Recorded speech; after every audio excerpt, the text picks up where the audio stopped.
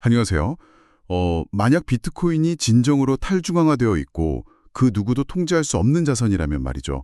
미국 정부는 도대체 어떻게 방금 전 이란과 연계된 3억 4,400만 달러 규모의 암호화폐를 완벽하게 동결할 수 있었을까요? 네, 아주 날카롭고 또 모순적인 지점부터 짚어주셨네요. 그렇죠. 매일 쏟아지는 정보의 홍수 속에서 우리가 단순히 가격표의 숫자만 들여다보고 있다면 지금 시장을 움직이는 진짜 거대한 보이지 않는 손을 놓치고 있는 것일지도 모릅니다. 그래서 이 시간은 단순한 시세 브리핑이 아닙니다. 맞습니다. 단순한 등락률 나열은 의미가 없죠. 네, 오늘 자료를 출처 자료들을 바탕으로 그 이면에 자리 잡고 있는 거시경제의 유동성 흐름, 또 시시각각 변하는 지정학적 긴장 상태, 그리고 무엇보다 시장 참여자들의 심리적 구조가 어떻게 근본적으로 변화하고 있는지 심층적으로 분석해 보겠습니다. 파편화된 뉴스들 사이에서 숨겨진 메커니즘을 하나하나 해체해보는 시간입니다. 시장을 정확히 이해한다는 것은 결국 개별 사건들의 인과관계를 파악하는 일이거든요. 그것들이 어떻게 하나의 거대한 기어박스처럼 맞물려 돌아가는지 확인하는 과정입니다. 기어박스라는 표현이 딱 맞네요. 네, 겉보기에는 전혀 상관없어 보이는 중동의 지정학적 이슈와 월스트리트의 파생상품 데이터가 사실 실제로는 완전히 동일한 거시적 환경이라는 하나의 엔진을 가리키고 있는 경우가 많거든요. 오늘 분석할 내용들 역시 표면적인 현상을 넘어 이런 구조적이고 역학적인 관점에서 접근해 보겠습니다. 좋습니다. 그럼 현재 시장의 온도를 먼저 체크하고 그 기어박스 안으로 들어가 보죠. 현재 시장의 기준점 역할을 하는 비트코인이 7만 8천 달러 선을 살짝 하회하고 있습니다. 네, 아주 미세한 변동폭이죠. 맞아요. 수치상으로는 77,999.20달러로 전일 대비 0.06% 하락하면서 매우 팽팽한 숨고르기를 하는 모습입니다. 이더리움 역시 2,300달러에서 2,400달러 부근에서 좁은 박스권을 형성하며 혼조세를 보이고 있고요. 지금 시장이 명확한 방향성을 정하기 전에 눈치를 보고 있는 상태라고 볼 수 있습니다. 저는 종종 현재의 가격창을 체온계에 비유하곤 합니다. 그리고 거시경제 정책이나 유동성 환경은 이 실내 온도를 조절하는 보일러라고 할 수 있겠죠. 아, 체온계와 보일러. 현재 시장 상황을 설명하기에 아주 직관적인 비유네요. 그러니까 당장 체온계 눈금이 0.1도 변했다고 일희일비하기보다는 지금 미국 증시 흐름이나 정책 환경이라는 보일러가 디지털 자산 시장에 어떤 본질적인 열기를 불어넣고 있는지 파악하는 것이 우선되어야 할 것 같습니다. 정확합니다. 온도계의 눈금, 즉 현물 가격의 단기적 등락 이면의 데이터를 뜯어보면 지금 시장의 보일러를 떼고 있는 진짜 주체가 누구인지 명확히 드러나거든요. 진짜 주체라면 개인 투자자들은 아니라는 말씀이신가요? 네. 최근의 랠리와 현재 강력한 하방 방어력을 주도하는 것은 스마트폰 앱으로 코인을 사고 파는 리테일 투자자들의 현물 매수세가 아닙니다. 시장의 무게중심은 이미 파생 상품 시장으로 넘어갔습니다. 아, 파생 쪽으로요? 네, 여기서 매우 중요한 데이터가 하나 포착되었는데요. 전통 금융권의 거인인 블랙록이 운용하는 비트코인 현물 ETF, 즉 아이비트의 옵션 미결제 약정 규모가 암호화폐 네이티브 파생 상품 거래소인 대리빗의 규모를 추월하는 현상이 발생했습니다. 잠깐만요. 이 부분은 명확한 해설이 필요해 보입니다. 파생 상품이나 옵션 거래에 익숙하지 않은 투자자분들을 위해서 이 미결제 약정, 즉 오픈 인터레스트라는 개념을 좀 짚고 넘어가야 할 것 같아요. 네, 아주 중요한 개념이죠. 이게 단순히 어제 하루 동안 거래가 많이 일어났다는 거래량과는 완전히 다른 의미 아닌가요? 완전히 다른 의미입니다. 거래량과 미결제 약정안 시장을 읽는 완전히 다른 렌즈거든요. 거래량이 콘서트장에 얼마나 많은 사람들이 들락날락했는지를 보여주는 회전문의 지표라면 말이죠. 회전문이요? 네. 미결제 약정은 현재 좌석에 앉아 티켓에 꽉 쥐고 공연이 끝날 때까지 자리를 지키고 있는 사람들의 수입니다. 아하, 티켓을 쥐고 안 나가는 사람들이군요. 그렇죠. 즉 시장 참여자들이 포지션을 청산하지 않고 미래의 가격 변동성의 자금을 그대로 베팅한 상태로 유지하고 있다는 뜻입니다. 그러니까 단타로 치고 빠지는 자금이 아니라 묵직하게 엉덩이를 붙이고 있는 자금이라는 거네요. 바로 그겁니다. 그런데 그 자금이 암호화폐 전문 거래소가 아니라 월스트리트의 상징인 블랙록 IBT 옵션을 통해 들어오고 있다는 건 어떤 구조적 변화를 의미하는 겁니까? 이는 기관 자금의 유입 경로가 완전히 주류 금융의 시스템 파이프라인 안으로 편입되었음을 방증하는 겁니다. 전통적인 헤지펀드나 연기금 같은 스마트 머니들은 규제 리스크가 있는 해외 거래소를 이용하지 않거든요. 철저히 규제받는 제도권 안에서만 움직이겠죠. 네, 그들은 철저히 검증된 제도권 인프라를 통해 중장기적인 포지션을 구축합니다. 블랙록 IBT 옵션의 미결제 약정이 드러난다는 것은 이들 거대 자본이 단순한 단기 시세 차익을 노리는 것이 아니라는 뜻입니다. 그럼 뭘 노리는 걸까요? 미국의 거시적 정책 기대감을 바탕으로 시장의 하방을 단단하게 받치는 그런 구조적 지지선을 형성하고 있다는 것을 의미하죠. 월스트리트의 거대 자본들이 보일러의 온도를 서서히 하지만 아주 묵직하게 올리고 있다는 뜻이네요. 그렇다면 자연스럽게 다음 질문으로 넘어갈 수밖에 없습니다. 네, 어떤 질문이죠? 이 스마트머니들이 도대체 미국의 어떤 거시적인 정책 기대감을 보고 이렇게 엄청난 자금을 옵션 시장에 묶어두고 있는 걸까요? 오늘 분석할 출처 자료 중 핵심 이슈죠. 거시경제의 신용 팽창과 달러와 약세 역학에서 그 해답의 실마리를 찾을 수 있을 것 같습니다. 네, 그 부분은 최근 한국 블록체인 위크 행사에서 나온 아서 헤이지의 발언과 맞닿아 있습니다. 맞아요. 비트맥스의 공동 창업자 아서 헤이즈가 매우 도발적인 발언을 내놓았죠. 미 연준과 재무부가 경제 방어를 위해 잠재적으로 15조 달러 규모의 신용 팽창, 즉 대규모 유동성 공급에 나설 수밖에 없고 이로 인해 비트코인이 100만 달러까지 도달할 것이라는 주장이었습니다. 굉장히 화제가 된 발언이었죠. 솔직히 비트코인 100만 달러라는 숫자는 다분히 자극적인 헤드라인용 멘트처럼 들리긴 합니다. 게다가 15조 달러라니요. 이건 미국 GDP의 절반이 훌쩍 넘는 사실 체감조차 되지 않는 천문학적인 액수 아닙니까? 그 숫자들이 주는 직관적인 거부감 충분히 이해합니다.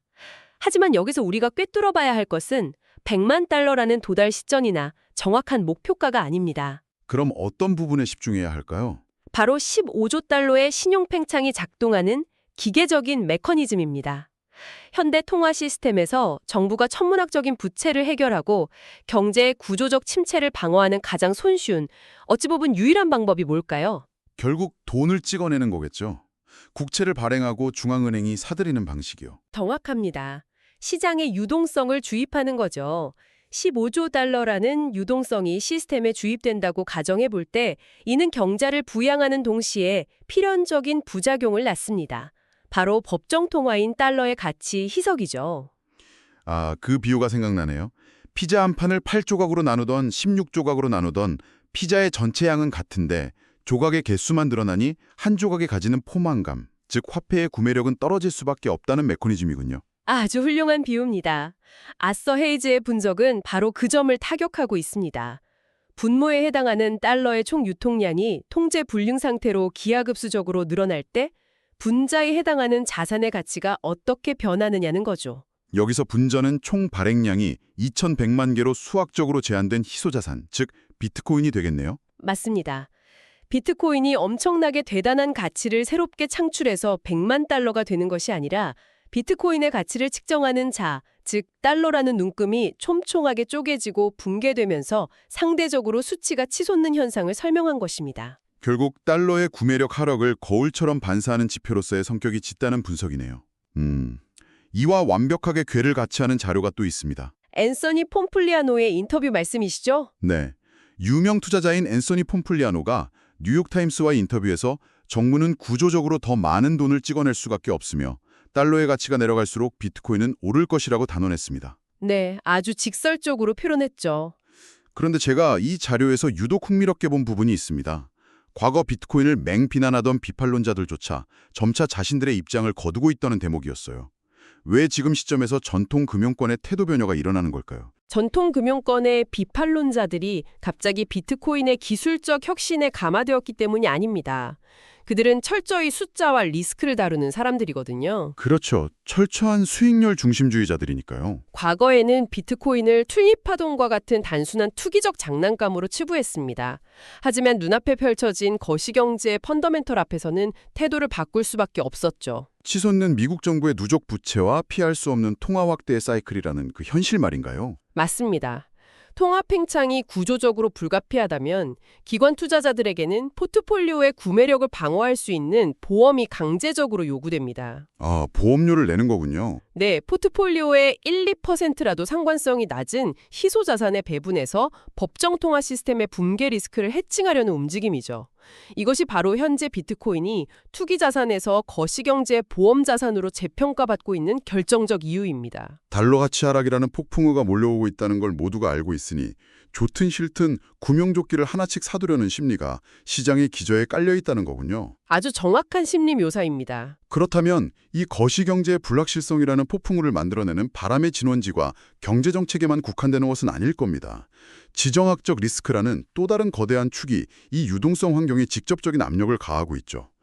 여기서 오늘의 두 번째 핵심 테마로 자연스럽게 연결됩니다. 네, 중동의 긴장 상태를 빼놓을 수 없죠. 최근 트럼프 대통령이 폭스뉴스와의 인터뷰에서 이란과 관련된 지정학적 상황에 대해 매우 강경하고 직설적인 메시지를 냈습니다.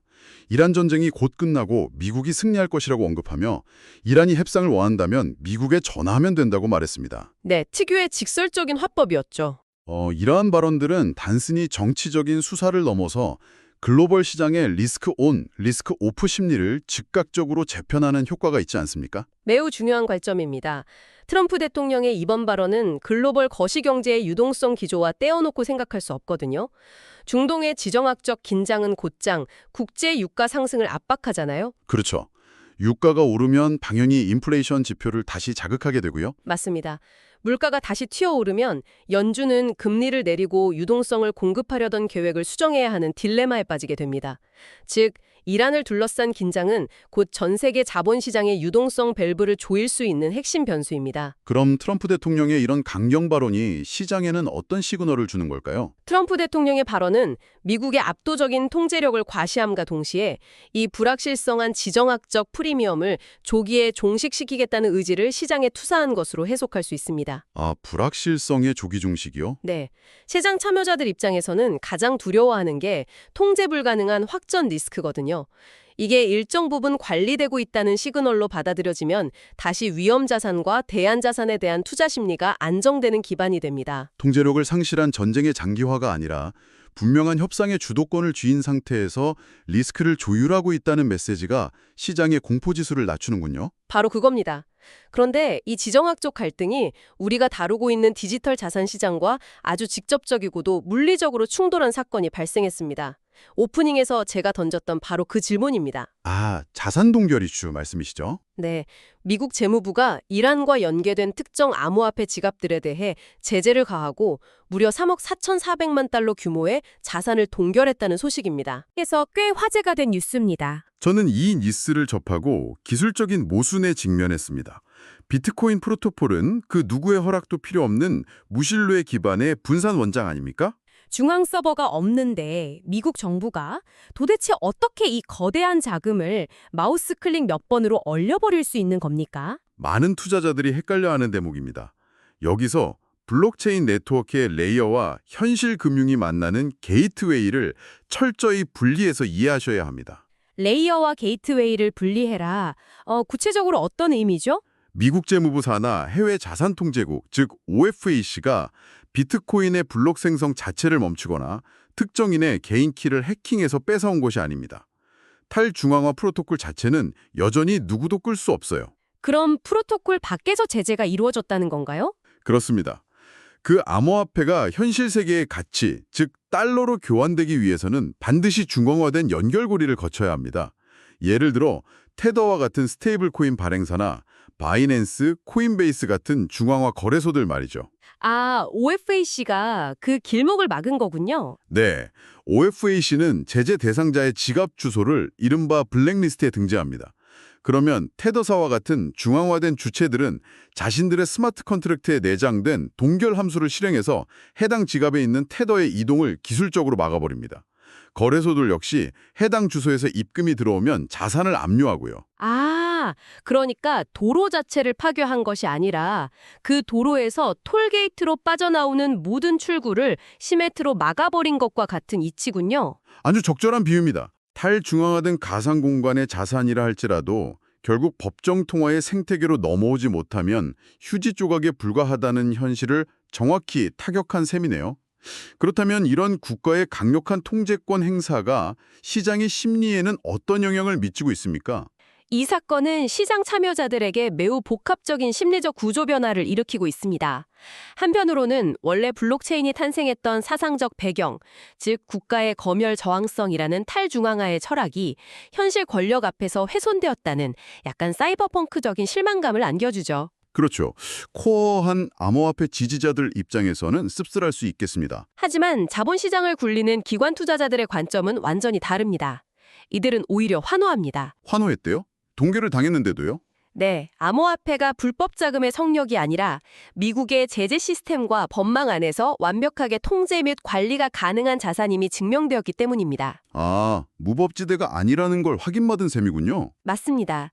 즉, 제도권의 규제 명확성이 확보되었다는 의미이며 이는 앞서 언급한 블랙록 IBT 옵션에 기관 자금이 밀려 들어올 수 있는 논리적 명분을 제공해줍니다. 탈중앙화라는 이상향을 조금 희생한 대가로 수십조 달러의 제도권 자금이 들어올 수 있는 합법적인 무대를 얻었다고 볼 수도 있겠네요. 바로 그 지점이 펀더멘털의 변화입니다. 지정학적 불안과 국가의 규제라는 무거운 주제 사이에서 시장의 혼란을 잠재우려는 또 다른 움직임도 눈에 띄었습니다. 트럼프 대통령과 관련해 최근 안타까운 총격 사건이 있었음에도 불구하고 중단되었던 백악관 기자협회 만찬을 약 30일 안팎에 재개하길 희망한다는 소식이 전해졌죠. 네, 아주 강력한 정상화 의지를 보여준 대목입니다. 이러한 기조는 투자 심리에 어떤 작용을 한다고 보십니까? 시장이 거시적인 인플레이션이나 금리 인상보다 훨씬 더 두려워하고 혐오하는 것이 있습니다.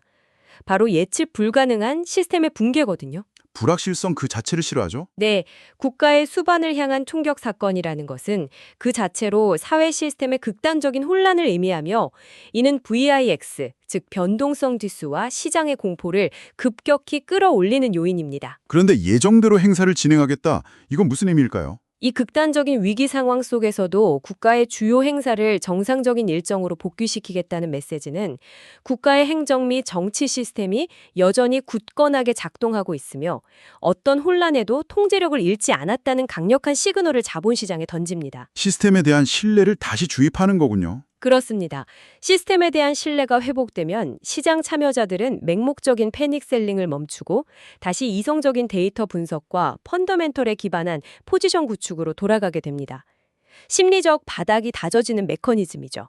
혼란 속에서 신속하게 질서를 복구하려는 리더십의 의지가 결국 시장이 가장 원하는 예측 가능성이라는 방어막을 쳐주는 역할을 하는 거네요. 맞습니다. 자, 여기까지 오니 처음에 흩어져 있던 퍼즐 조각들이 하나의 선명한 그림으로 맞춰지는 느낌입니다. 15조 달러의 신용 팽창 우려, 파생상품 시장으로 밀려드는 기관 자금, 중동의 지정학적 리스크와 국가의 통제력 과시까지. 모두 하나의 방향을 가리키고 있죠. 네, 이 방대한 내러티브를 하나로 꿰어본다면 디지털 자산 시장은 더 이상 괴짜들의 고립된 놀이터가 아니라 글로벌 거시경제의 가장 민감한 신경망으로 편입되었음이 확실해 보입니다. 그렇다면 시장을 지켜보는 투자자들 입장에서는 오늘 당장 가격창에 파란불, 빨간불을 보는 것을 멈추고 향후 어떤 데이터에 집중하며 시장을 읽어내야 할까요? 두 가지 명확한 관전 포인트를 기준으로 시장을 추적해야 합니다.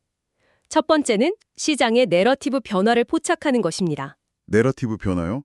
구체적인 일정이 있나요? 네, 당장 라스베이거스에서 열리는 세계 최대 규모의 비트코인 컨퍼런스 개막이 하루도 채 남지 않았습니다. 전 세계 굵직한 기관 투자자들과 오피니언 리더들이 대거 집결하는 이 공간에서는 단순한 기술 교류가 아니라 향후 몇 달간 글로벌 자본시장을 지배할 새로운 논리가 형성되거든요. 어떤 논리들이 등장할 수 있을까요? 앞서 우리가 논의한 거시경제의 통합 팽창을 방어하는 해지 수단으로서의 내러티브가 주류를 이룰지 혹은 또 다른 규제적 프레임이 대두될지 면밀히 관찰해야 합니다.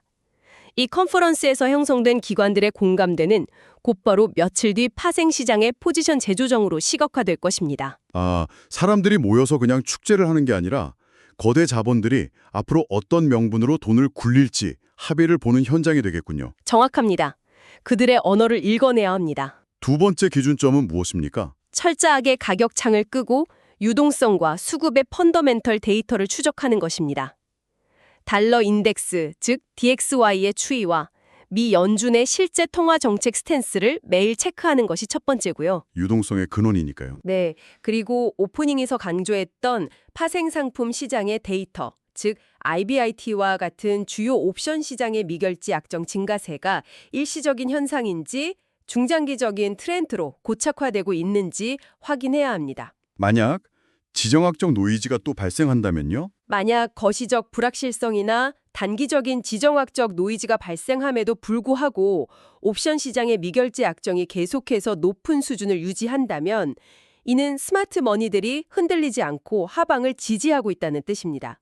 이 경우 시장의 체력은 대중의 공포심보다 훨씬 견고하다고 판단할 수 있습니다. 가격의 움직임에 휘둘리기보다는 돈의 진짜 흐름, 즉 유동성의 저수지에 물이 들어오고 있는지 아니면 빠져나가고 있는지를 데이터로 확인하라는 명확한 가이드라인이네요. 네, 가격표 뒤에 숫자를 보라는 의미입니다. 오늘 살펴본 출처 자료들은 거시경제의 거대한 톱니바퀴들이 어떻게 디지털 자산의 가치를 재평가하고 있는지 너무나 선명하게 보여주었습니다. 이 시점에서 오늘 심층적으로 다룬 논의들을 바탕으로 생각의 확장을 위해 한 가지 도발적인 화두를 던지고 싶습니다. 네, 어떤 질문일지 기대가 되는데요. 만약 아서에이지나 앤서니 폼플리아노의 분석처럼 경제 위기를 막기 위해 끊임없이 천문학적인 유동성이 투입되어 법정 통화의 가치가 영구적으로 훼손되는 구조가 고착화된다면 어떻게 될까요? 화폐의 근본적인 패러다임이 바뀌는 상황이네요. 네. 그렇다면 앞으로 10년 뒤, 20년 뒤 시장 참여자들이 정의하는 진정한 의미의 안전자산의 기준은 과연 지금과 같을까요? 국가의 권위가 보증하는 달러라는 기존의 굳건한 믿음이 유지될 수 있을지, 아니면 코드와 수학이 보증하는 전혀 새로운 형태의 가치 저장 수단이 전통적인 보험의 자리를 완전히 대체하게 될지 한 번쯤 깊이 고민해 볼 만한 중요한 질문인 것 같습니다. 시장을 바라보는 렌즈를 바꾸는 아주 훌륭한 관점이네요. 지금까지 토큰포스트 출근길 브리핑이었습니다. 시장의 흐름과 뉴스의 맥락을 이해하는 데 도움이 되길 바랍니다.